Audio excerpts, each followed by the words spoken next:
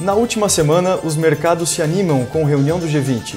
Conheça crédito competitivo para empresas e conheça também uma gigante do mercado imobiliário.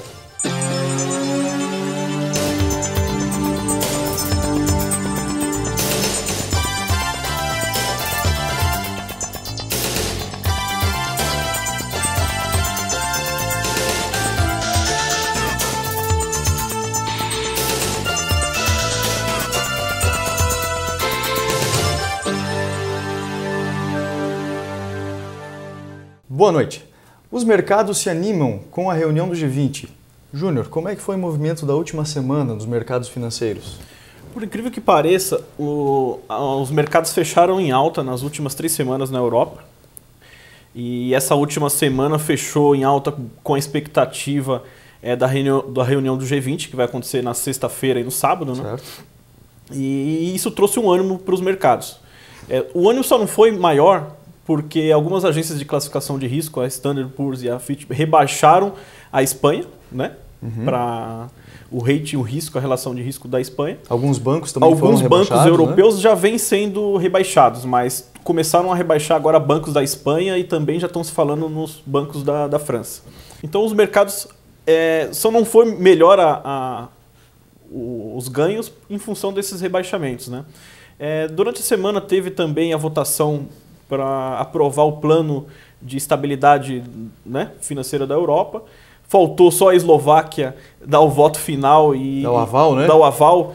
E ela chegou no primeiro dia da votação rejeitar né, as propostas. No segundo dia ela acabou aceitando, mas quem é né? Quem é a Eslováquia para se opor aos grandes? Né? Aos grandes, né? E acabou que votando o primeiro pacote de 440 bilhões. Mas o fato é, Jean, que mesmo com a aprovação, né, desse pacote de ajuda financeira da zona do euro, a grande preocupação é o contágio dos bancos. E isso é o que vem colocando uma pimenta aí na pulga atrás da orelha aí dos investidores, né? Dos investidores. Porque me parece que esse fundo que estão liberando não é suficiente para salvar a Grécia.